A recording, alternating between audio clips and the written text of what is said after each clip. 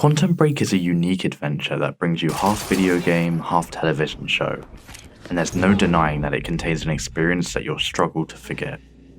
The core replicates the effects of a rotating micro-black hole, so activating it can be a bit intense.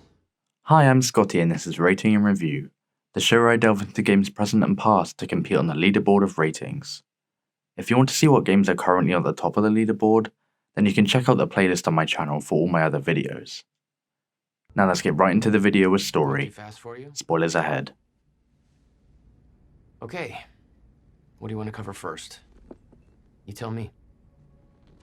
Let's start at the beginning.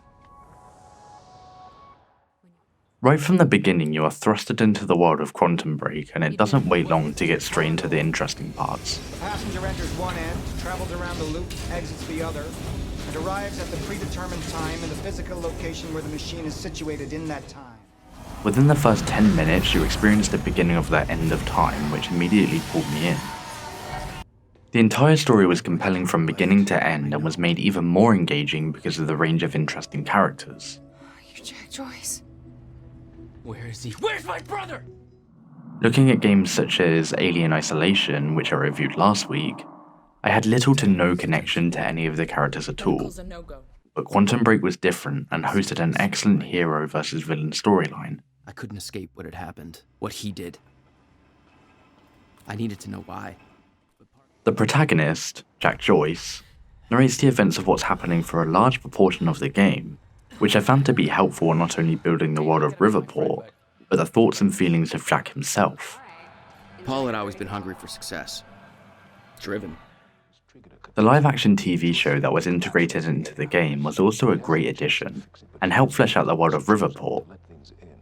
One issue I had with it was that I sometimes felt like there was a disconnect between the show and the game. I felt as if I only saw certain characters in the show, and they were just used as notes that you find during gameplay.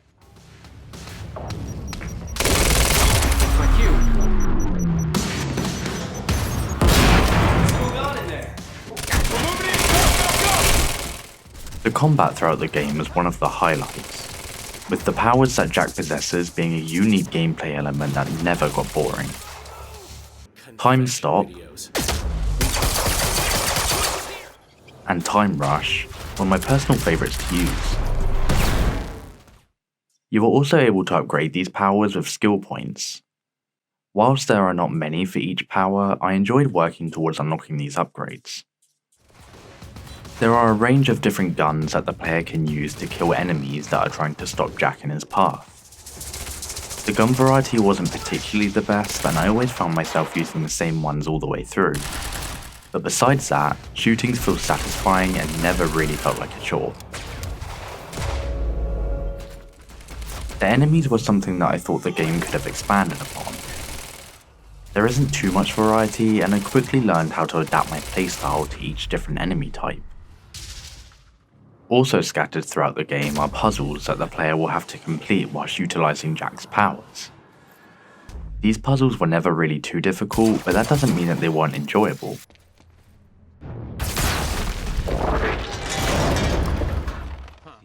At the end of each act, the player takes control of the antagonist, Paul Serene, who also hosts time manipulation powers.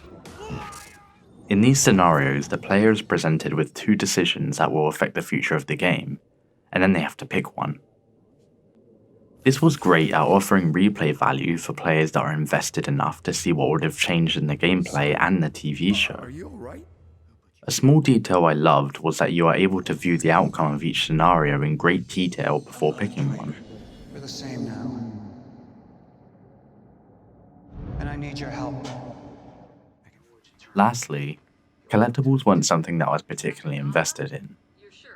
Most of the notes you find are very long, and although I read a few at the beginning of the game, I eventually just began skipping them entirely because they didn't offer too much story information.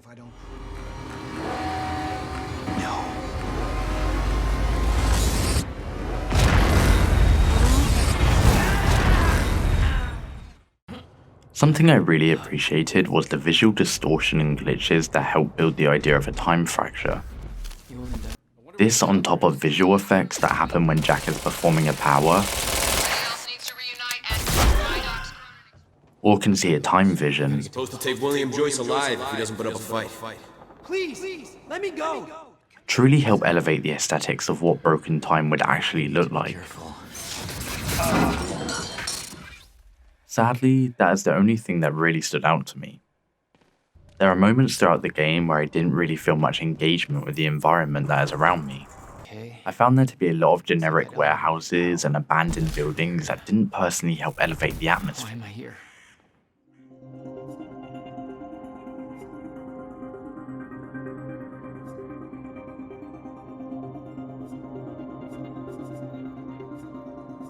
The division of 5 acts was a great way to break up the game into segments that differentiate from each other. This was greatly helped by the junction point scenes with Paul. Initialize a PR campaign. HowLongToBeat.com says that the main story will take around 10 hours to complete. If you're looking to 100% the game, then it will take you around 18.5 hours. Keep in mind that these do include the TV show episodes. I think that the TV show makes up for the somewhat short length of gameplay time. If someone were wanting to skip the show altogether and just focus on the gameplay, then the experience would be cut a lot shorter as the episodes tend to run for around 20 minutes each time.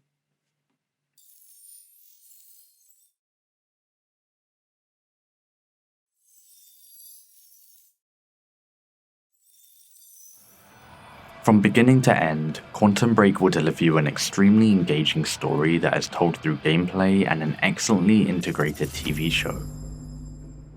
Gameplay is mostly engaging with powers that were always exciting to use and combat that always feels seamless, with the only negatives being the lack of variety in enemies and weapons alike. The atmosphere was somewhat lacking, but the use of visual and audio effects to represent time fractures was very well done. And for all of these reasons, I'm giving Quantum Break an 8.4 out of 10. This places it just under Little Nightmares and keeps the gap between Alien Isolation and the rest of the leaderboard very much alive. Thanks for making it all the way to the end of this video and joining me for another rating and review. Next week I'll be reviewing Limbo, so make sure to subscribe and click the notification bell to be alerted when I release a video for next Wednesday. As always, I am Scotty, goodbye.